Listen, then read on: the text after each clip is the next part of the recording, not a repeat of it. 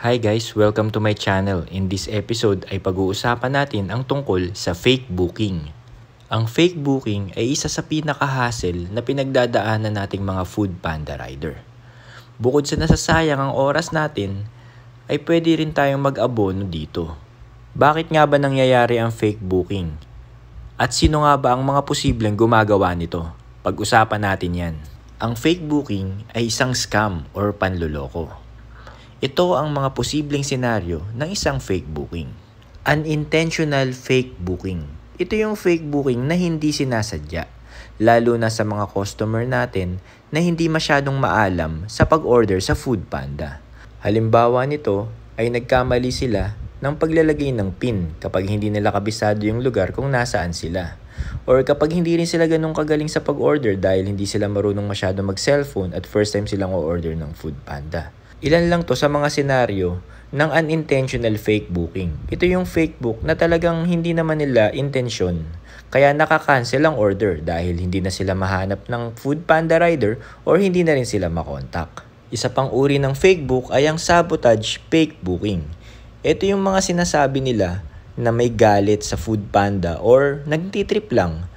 Kaya sila nagfe-fake book. So magbubook sila. Tapos, hindi na sila makokontak at mali rin ang pinin nila sa mapa kaya hindi rin sila mahahanap ng Foodpanda rider. Isa sa controversial na uri ng fake booking ay ang palipad ng mga riders. Ito yung fake book na mga riders din ang gumagawa. Ang intensyon nila dito ay para makakuha sila ng libreng pagkain. So kapag pumasok ang fake book na to sa kanilang tropa na nagpapalipad, kapag na-pick up na ang order ay ipapakancel nila ito at hindi nila ito ibabalik sa vendor para sa kanila na ang pagkain. Or ibabalik nila ito sa vendor pero hihingin nila ito para makalibre sila ng pagkain. Meron din naman tinatawag na palipad ng mga vendor. Ito yung fake book na mga vendor ang gumawa para kapag na-cancel ang fake book ay ibabalik sa kanila ng rider ang pagkain. Naabala nila ang rider, nakalibre sila ng pagkain. Hanggat hindi napapatupad ang SIM registration law at madaling bumili ng SIM card, ay madaling magagawa ang fake booking at mahirap itong pigilan. Bilang isang Foodpanda rider, ay nasasayang ang oras natin at naaapektuhan pati ang kita natin kapag pinapasukan tayo ng fake booking. Ano nga ba ang mga common signs ng fake booking? Isa-isahin natin. Kapag na-pick up na natin ang order, ay i-check mo agad ang contact number ng customer. Usually, kapag ang number ay international number, ito ay pwedeng signs ng isang fake booking. Or subukan din nating tawagan kahit ito ay Philippine number para i-update din ng customer na papunta na tayo. Kapag out of reach ang customer or hindi siya sumasagot, posible rin itong senyales ng fake booking. Kaya siguraduhin natin na pag pick up natin ng pagkain, ay tawagan ng customer at i-chat natin sila. Lagi rin nating i-double check ang address or ang nakapin na mapa ng customer dahil ang usual na fake booking ay either out of zone or nasa maling address. Kaya mas magandang lagi nating tawagan or i-chat ang customer para makitaan na natin ng sign kung ito ay fake booking or legit order.